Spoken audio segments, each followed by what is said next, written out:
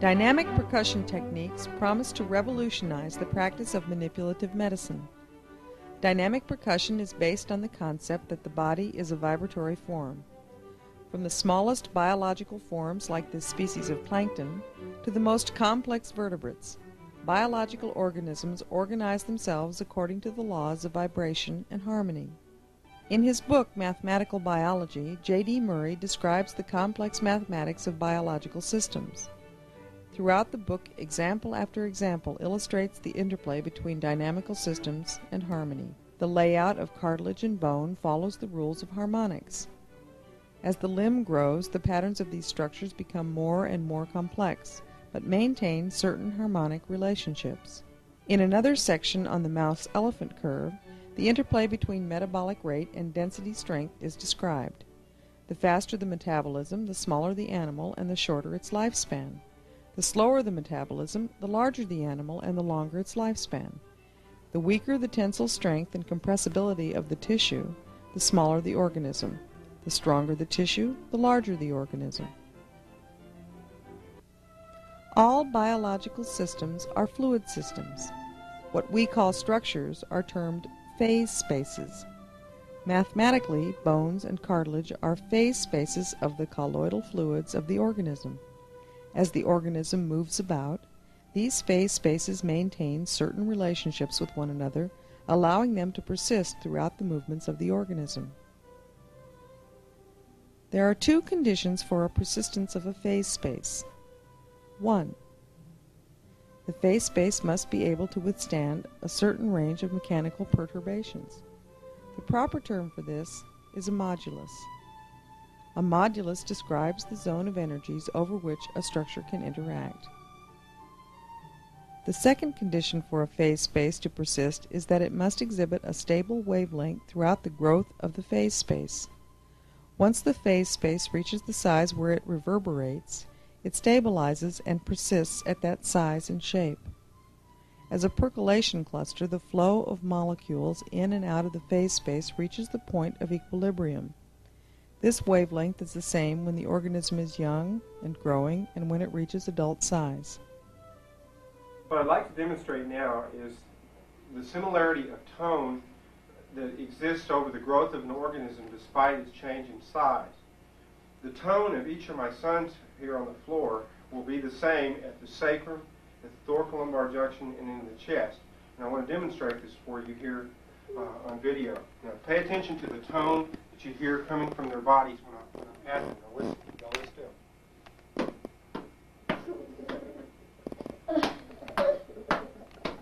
Listen.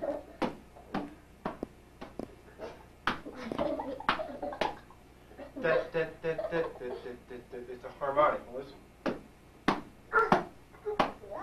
Listen to how close they are to the same note. Now listen to this. Almost exactly the same tone.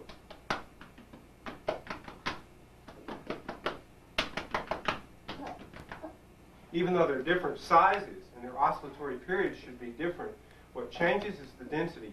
As you get older, your body density changes to thicker and thicker tissue, so that even though Adam weighs around 70 pounds and Lucas weighs close to 35, literally twice the size, the tone is the same. The wavelength of the organism is broken up into harmonics by reverberation. The longest wavelength is the primary tone of the organism.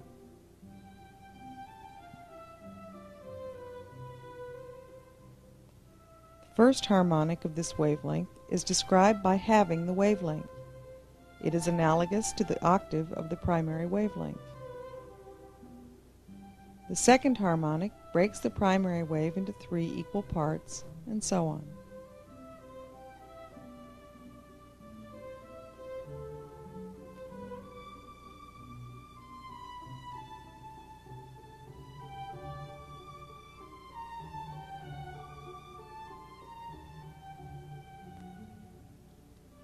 When the organism oscillates back and forth, each oscillation breaks these harmonics up as the mechanical forces disperse in the translations and reverberations.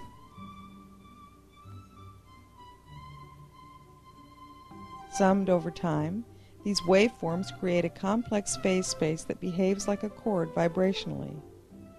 In the healthy state, this chord is consonant and harmonious, reflecting the balance and symmetry of these summed interactions.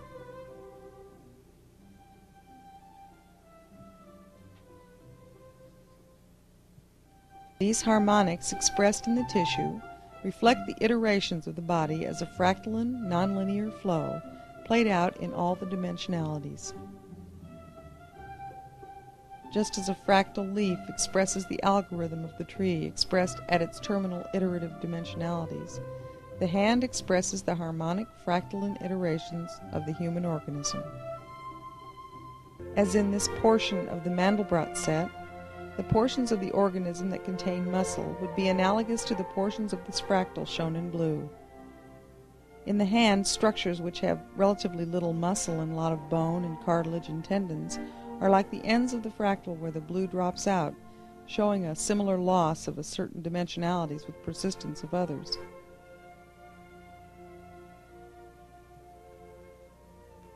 Hans Jenny, in his book Cymatics, investigated the interrelationship between form and frequency.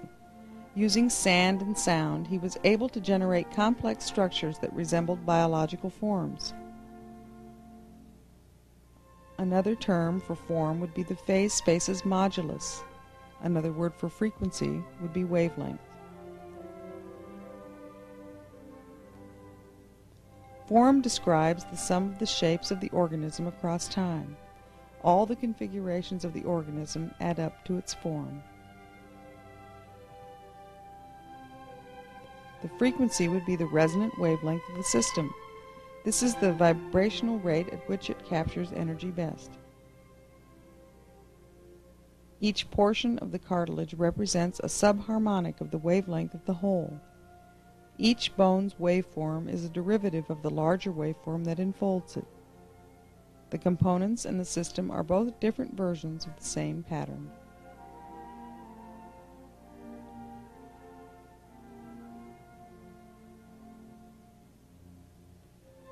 The ability of these equations to describe both the shape of the components and the whole system is likewise expressed by the mouse-elephant curve, as both are describing the same thing, the interplay of vibration and form.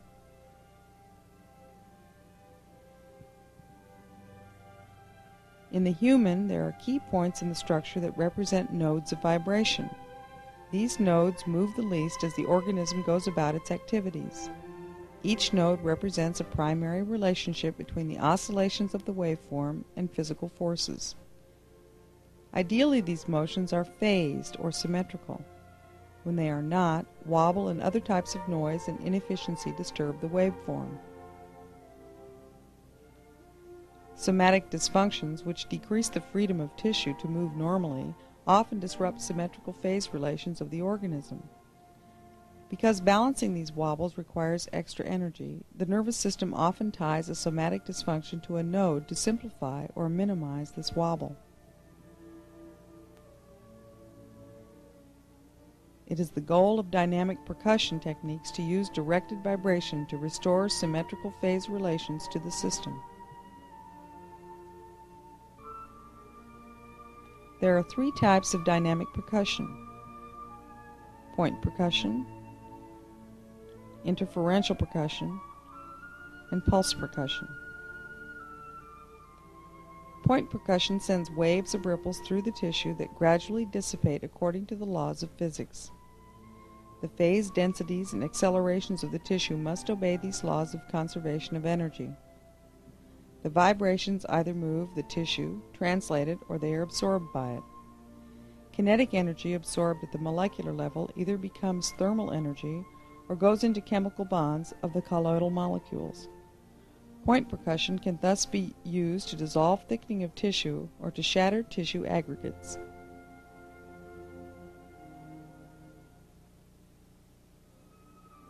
The goal of point percussion is to manipulate the oscillatory behavior of a point in the body or an aggregate of tissue behaving as a point. One example is the point of least motion in the knee. You come in on the lateral aspect of the fibular head, just anterior to the head of the fibula, and you're going to come directly medially and monitor with your other hand on the opposite side of the knee. You use a low speed, and once you come up to the frequency of the part, and listen for the deeper tone.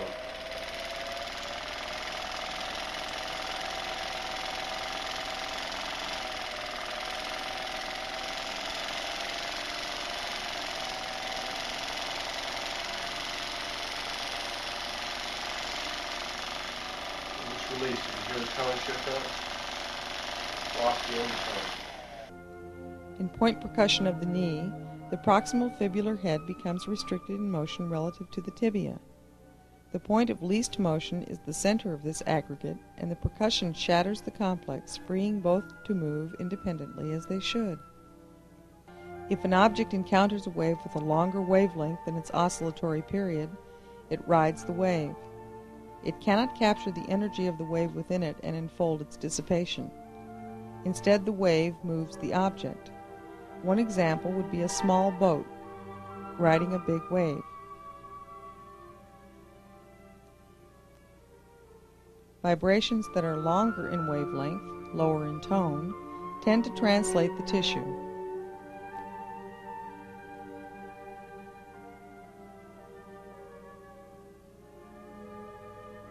If the object being vibrated has an oscillatory period greater than the wavelength, it can capture the energy and enfold it and resonate from the vibration as the energy is dispersed by reverberation and internal accelerations.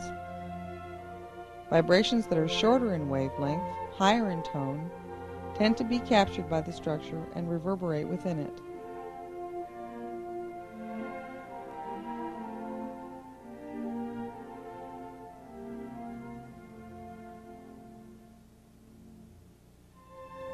In point percussion, the vibrational frequency of the percussor must match the frequency of the structure to affect it. Each object has an oscillatory period that is dependent on its size, shape, and density.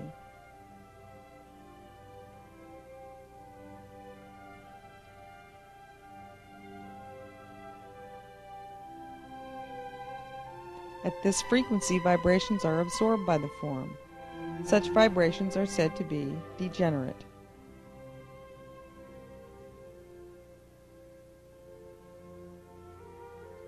As degenerate wave energy builds up within the form, the object rings and eventually shatters as the bond of the structure can no longer sustain the kinetic energy of vibration.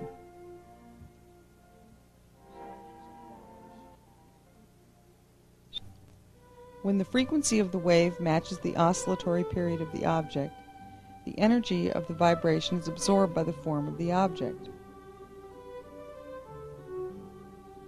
This can be used to shake a bone or joint free from sol-gel changes due to hypomobility,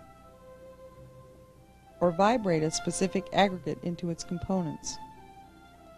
To provoke vasodilation of local vasculature in a mechanism similar to that used patting the antecubital area to induce vasal relaxation prior to venipuncture, or to alter motor tone by overwhelming sensory motor tracing, forcing the nervous system to reset proprioceptively, or by overwhelming the proprioceptor stimulation in painful motions, allowing increased range of motion by reducing gain mechanisms, or by simply increasing local kinetic energy, lowering resistance to flow, and increasing solubilities. It is like stirring sugar in an iced tea with a spoon. When you do point percussion, you can control several variables. You can control the rate of the vibrations by controlling the speed of the hammer. You can control the pressure of resistance by controlling the pressure of the hammer against the tissue. You can control the depth of penetration of the vibration. You can control the direction of the force, and the object you are directing the forces toward, the target of the force. Functional relations of the target, how it interacts with other components of the system during the vibration, and of course the length and pattern of the percussion. The second type of dynamic percussion is interferential percussion. It uses two or more sources of percussion to set up pressure wave interactions. If these vibrations are matched in speed, the sources vibrate in phase, like the same note of a musical scale. vibrations are not matched, as in directive percussion, one source moves out of phase with the other, creating beats within the vibrations, just like the beats between instruments not exactly in tune. The closer the vibrations are to matching, the slower the beats and the more force they contain as waves. Remember, these beats have twice as much force as the vibrations in point percussion, so do not use directive percussion or phased percussion without careful attention to these beats. Here the hammers are out of phase. I'm going to throw them into phase by getting the speed exactly the same. The closer you get to the same speed, the slower the beats become.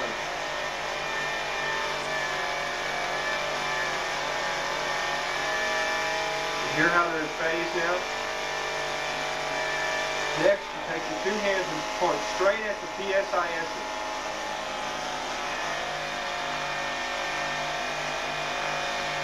And now come up to the paravertebral muscle, gently drop your hips in. Gently just close your eyes and relax.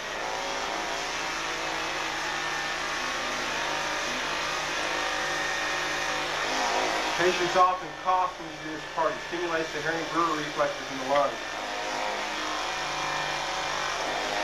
We'll come up to the border of the trapezius, the belly of infraspinatus, the posterior axillary line, the lateral aspects of quadratus lumborum aiming medially slightly, back to the PSISs. All in phase. Phased percussion can be used to symmetricize motor reflexes at equivalent points in paired joints or in the spine.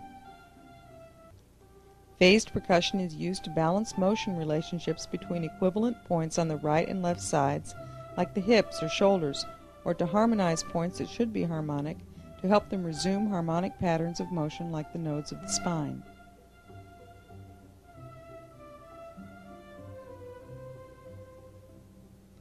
Phased percussion can be used to balance motion reflexes by tricking the cord into thinking both sides are in phase and balanced. Phased percussion can be used to influence complex chord reflexes of many kinds. Examples are somatosomatic reflexes, viscerosomatic reflexes, somatovisceral reflexes, and viscerovisceral reflexes. In phased percussion, the vibrations match, so symmetrical interference patterns are set up by the interactions of the two vibrational sources.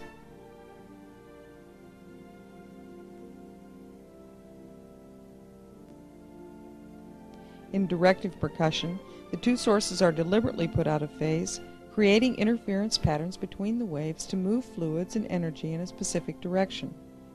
Examples of the use of these techniques are to trick muscle tone patterns, to drive lymph fluid pressures in specific direction to improve lymphatic drainage, or to move fluids in general as in peripheral edema.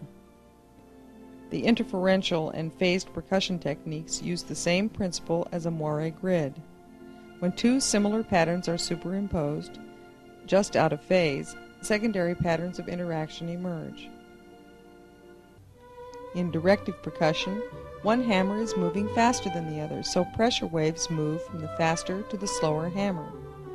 You can see these interactions as wave between the waves here. I'd like to now demonstrate phased and interferential percussion. Now I want you to watch the area between the two percussors as I apply speed.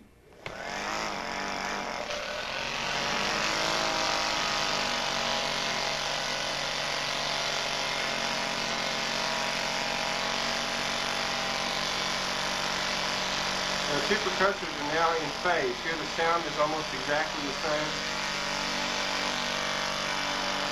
I'm going to throw them out of phase. This hammer is faster. You see the ripples moving from it to the other hammer. I'm going to slow it down and make this the faster hammer. See the ripples going from the faster hammer to the slower one? And the more out of phase, the faster they get.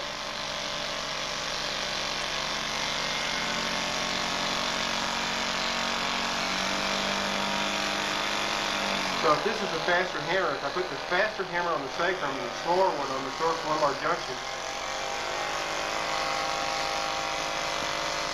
hear those beats, that dun dun dun dun dun dun dun dun. That's boluses of energy from the sacrum to the thoracolumbar junction.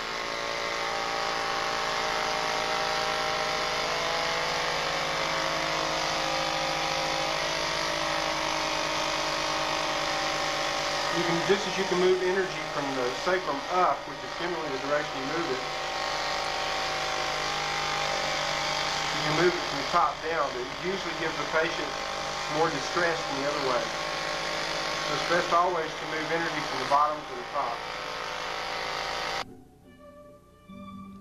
The third type of dynamic percussion is pulse percussion.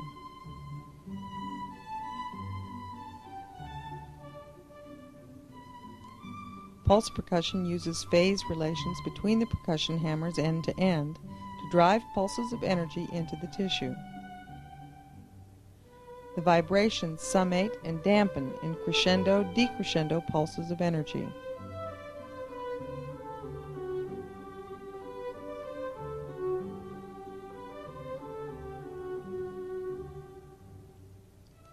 Because these pulses contain many different wavelengths of vibration at once, they can be used to unclog complex aggregates of tissue with congested flow at many dimensionalities. Uses include visceral congestion with accompanying dysautonomia with fluid, circulatory and neuroendocrine effects, as well as biomechanical point percussion effects.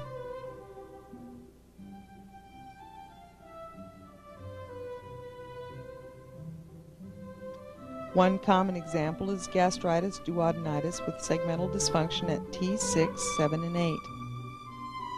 Pulse percussion significantly enhances the response to regular medical therapy and augments manipulative treatment of the facilitated segments. These techniques can be used in a variety of visceral dysfunctions involving restoration of homeostasis for the organism.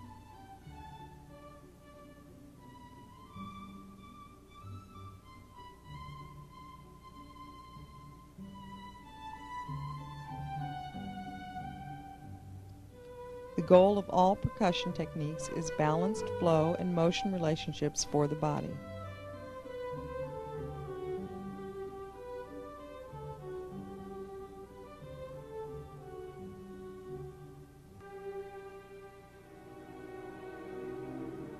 There are some cautions that should be observed when using dynamic percussion techniques. Do not use percussion on fractures less than 6 to 8 weeks old. You could shatter the union and cause problems.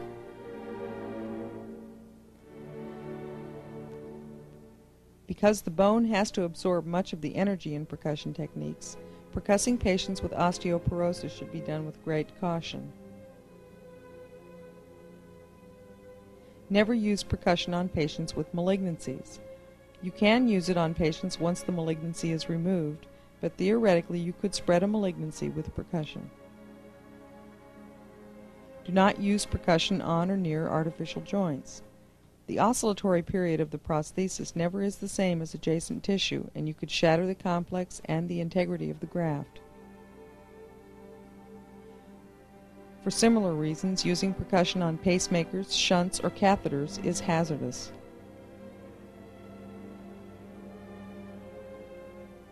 Using percussion on the cranium or neck is not advised without special training.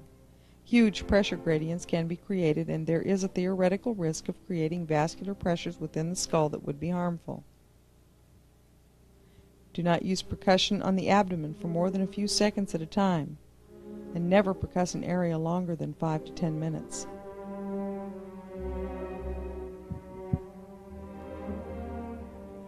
Do not use percussion during pregnancy under any circumstances.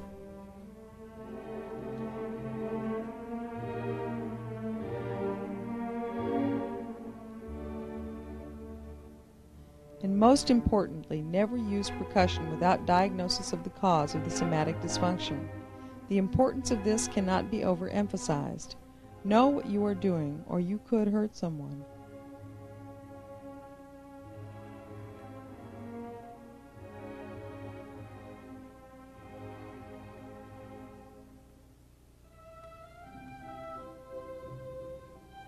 In general, always remember it is best to try to match the vibrations to frequencies that normally move through the tissue to maximize capture for a specific point. Higher frequencies and vibrations energize tissue locally. High frequencies are captured locally as the wavelengths are shorter and enfolded. Lower vibrations move the tissue, translate it, and are used to physically move the target. Always maintain respect for the power of the percussor, as it is among the most powerful tools for use in manipulative medicine. Properly utilized, it can augment your practice of manipulative techniques more than any other modality. Once the general principles of its use are mastered, it can offer your patients shortened recovery and enhanced relief from a wide variety of conditions.